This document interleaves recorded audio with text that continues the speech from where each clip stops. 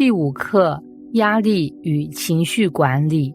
压力就像是生活中的调味料，少了会觉得淡而无味，但多了却可能让我们消化不良。压力与情绪关系密切，当压力来袭时，我们的情绪像是被触发的警报器，提醒我们需要处理内外的挑战。今天我们一起探索如何辨识压力，调整心态，让压力成为我们成长的推动力，而不是负担。1. 什么是压力呢？压力与情绪的关系。1. 压力的定义。压力是当我们感觉到外在挑战超出内在资源时所产生的心理和生理反应。它既可以是正面的，激励我们达成目标，也可以是负面的，让我们感到负荷过重。2. 压力如何影响情绪呢？压力与情绪的关系就像2位舞伴，压力升高时，情绪容易变得激烈；压力减少时，情绪往往也能趋于平和。正向压力让人感到有挑战性，但可控，例如为一场演讲做准备，可能感到兴奋与紧张交织。负向压力，当压力持续且过强时，会让人感到焦虑、挫折，甚至忧郁。例如，面对难以应付的经济压力或关系冲突。2. 辨识压力源与压力信号。1. 压力源的类型。压力的来源可以分为外部与内部。外部压力源，工作压力、人际关系问题、财务压力。内部压力源，完美主义、自我怀疑、对未来的不确定感。小林是一名新手业务，每天都面对绩效压力，他的主管总是要求达成高标准，让他觉得喘不过气来。更糟的是，他内心的完美主义总让他觉得自己不够好。他不仅失眠，还经常莫名其妙地对家人发脾气。2.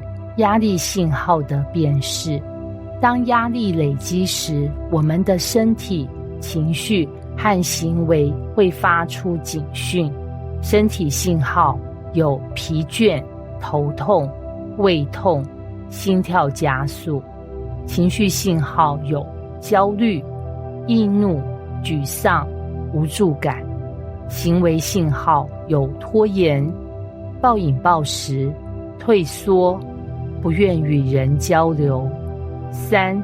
练习写压力日记，记录过去1周中让你感到压力的事件，写下当时的身体、情绪和行为反应，反思压力是否来自外部或内部。3. 压力调试策略。1.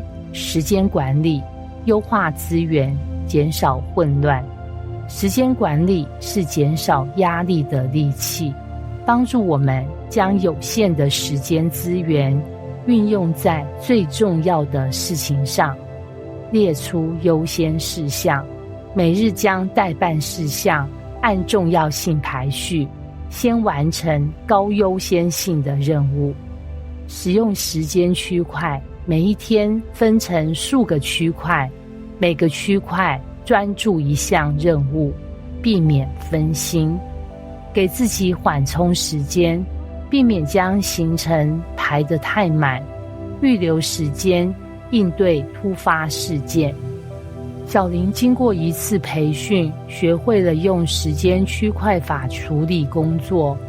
他将上午专注用于打关键电话，下午处理报表，工作效率提升后，他发现加班时间减少，压力也大大缓解。2、身体运动，放松紧张，释放压力。运动是天然的压力调节剂，可以促进脑内啡的分泌，带来快乐与放松的感觉。有氧运动如跑步、游泳，能快速释放压力。身心运动如瑜伽、太极，结合呼吸与动作，有助于平衡情绪。日常生活如散步、跳舞，让运动成为生活的一部分。3、社交支持，与他人连结，减轻压力。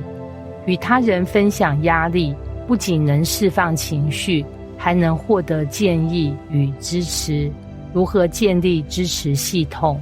亲密关系，与家人、朋友坦诚你的感受，专业支持，必要时寻求心理咨商或参加支持小组。社交活动，参加兴趣社团，扩展交友圈。国华经常觉得孤单，特别当工作遇到困难时，他的朋友建议他参加一个摄影社团。起初国华不太愿意，但在一次聚会中，他不仅学到了摄影技巧，还认识了几个聊得来的朋友。当他分享自己的压力时，得到的建议让他眼前一亮，觉得不再孤军奋战。4、实作练习，压力信号觉察练习。目标：辨识压力累积的早期信号。方法：每天花5分钟回顾一天中出现的压力信号，如身体不适、情绪变化，记录下压力源，并标注其严重程度1到10分。2、压力调试策略实践。目标：尝试至少一种减压策略。方法：在未来1周内，每天安排10分钟进行一项放松活动，如深呼吸、散步。2、将时间管理法应用于一天的工作，记录效率变化。3、压力日记。目标：了解压力模式，并反思改进方式。方法：记录压力事件、当时的情绪反应及解决策略，每周回顾，总结什么策略对你最有效。结语：压力不是敌人，而是一个潜在的盟友。如果我们学会辨识压力信号，采用适当的调试策略，它能帮助我们突破自我，成长茁壮。记得，情绪管理与压力调试是一条长远的路，唯有持续练习，才能成为生活的主人。希望这一刻能帮助你把压力变成力量，为人生的每一步注入更多的自信与能量。